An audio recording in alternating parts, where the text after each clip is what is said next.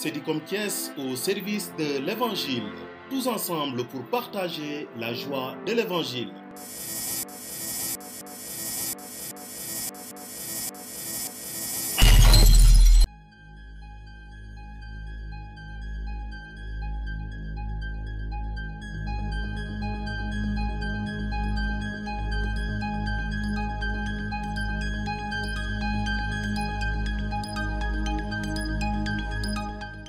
Cher directeur des œuvres Abbé Osario Gomis, Monsieur le Président de la Commission Juste et Paix, M. Raymond Faye, chers responsables des mouvements et associations du diocèse de Thiès, nous voici à la journée de lancement de la campagne de lutte contre le traite des êtres humains.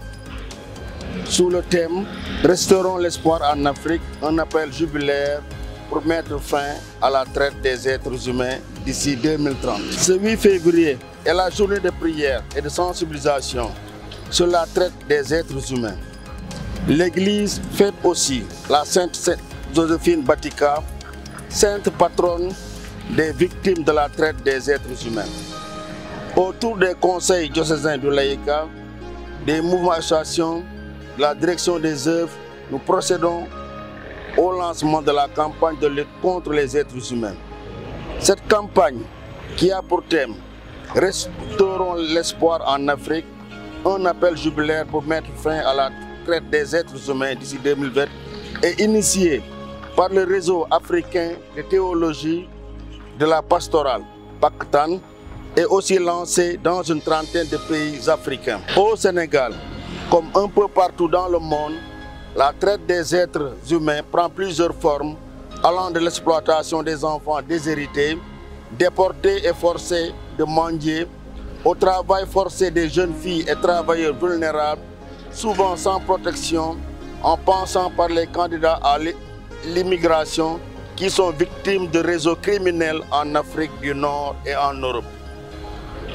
Chaque année, des milliers d'hommes, de femmes et d'enfants tombent entre les mains des criminels trafiquants dans leur propre pays et à l'étranger. Presque tous les pays du monde sont touchés par la traite.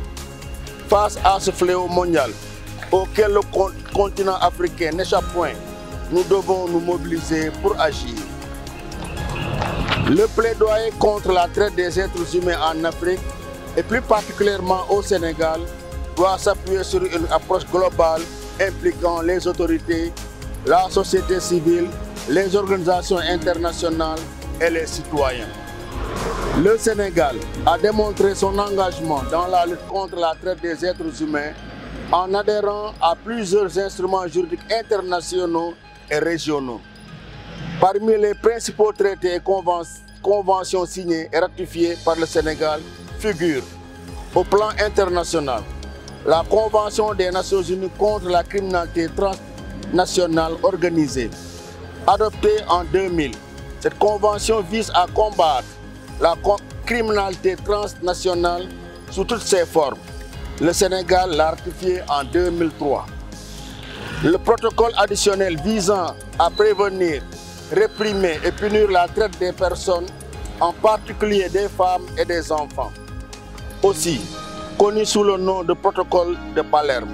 Ce texte se concentre spécifiquement sur la traite des êtres humains. Le Sénégal l'a signé en décembre 2000 et ratifié le 22 octobre 2003. Le protocole contre le trafic illicite des migrants par terre, air et mer.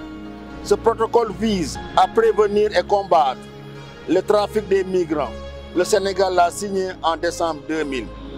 Au niveau régional, le plan d'action commun CEDEAO-CEAC de lutte contre la traite des êtres humains, particulièrement les femmes et les enfants, mis en place en 2006.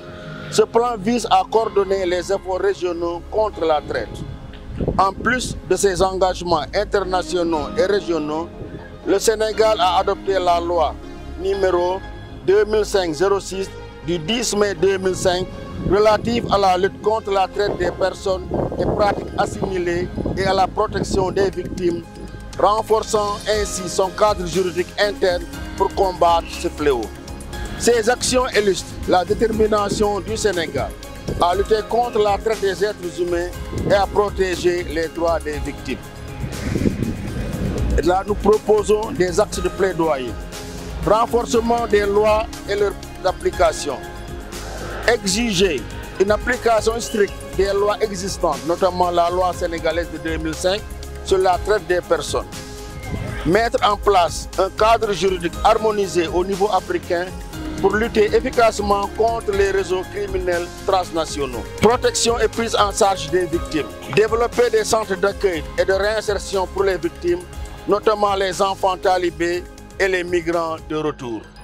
Renforcer la collaboration entre l'État, les ONG et les institutions internationales pour assurer un soutien psychologique, social et économique aux rescapés. Autre point, axe, la sensibilisation et l'éducation. Organiser des campagnes de sensibilisation à grande échelle pour informer les populations des dangers de la traite et des fausses promesses des trafiquants. Intégrer la prévention de la traite des êtres humains dans les programmes scolaires et religieux. Engager les médias et les influenceurs pour relayer des messages de prévention et d'alerte. 4. Alternatives économiques de lutte contre la pauvreté. Promouvoir des politiques d'emploi et de formation pour les jeunes afin de réduire leur vulnérabilité à la migration irrégulière et à l'exploitation. Soutenir les entrepreneurs locaux et le développement rural pour offrir des opportunités aux populations les plus exposées. Autre axe, coopération internationale et régionale. Travail avec l'Union africaine, la CEDEAO et les Nations Unies pour une approche coordonnée et efficace. Encourager les pays de destination des migrants et adopter des politiques respectueuses des droits et à coopérer pour la lutte des traites.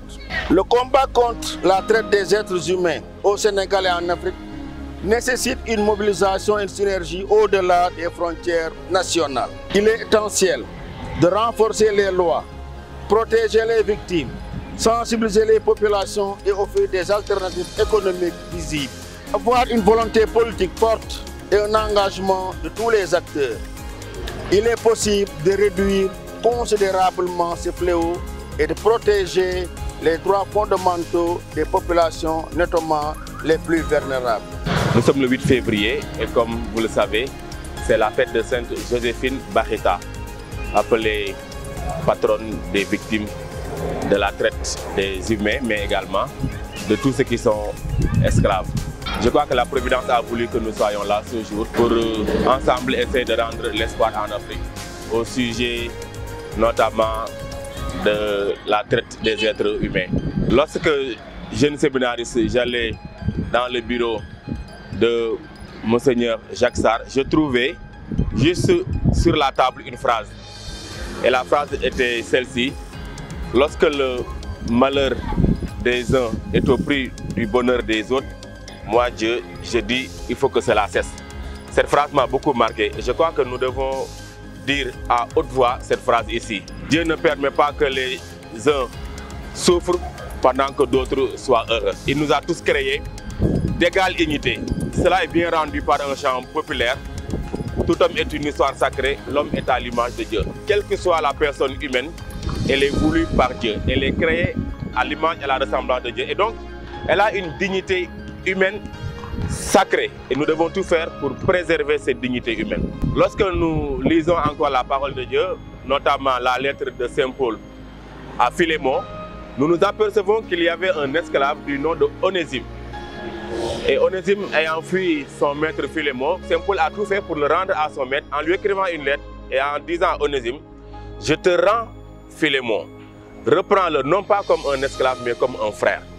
Je crois que nous ne devons pas être esclaves les uns des autres. Nous sommes frères les uns avec les autres.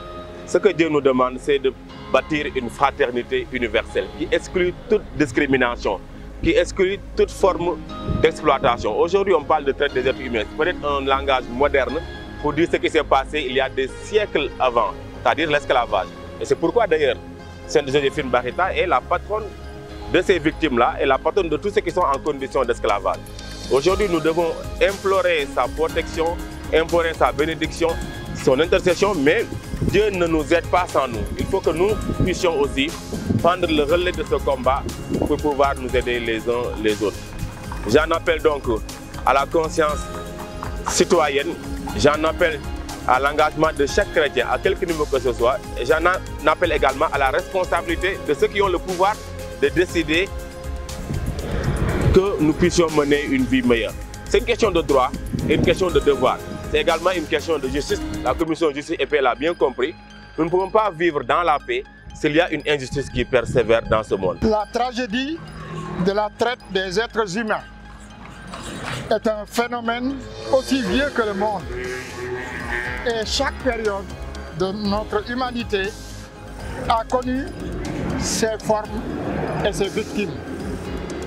Or, la création de l'homme à l'image de Dieu et sa ressemblance implique un respect de chaque personne, quel que soit son sexe, sans distinction de couleur, de peau, d'ethnie ou de religion, et a fait de nous tous des frères en humanité. Après le crime de Caïn sur Abel, Dieu va lui demander: Caïn, où est ton frère? Cette volonté divine, que nous soyons tous frères et sœurs, nous la transgressons malheureusement du fait des tentations du démon qui sème en nos cœurs et dans nos esprits des désirs incompatibles avec la recommandation divine.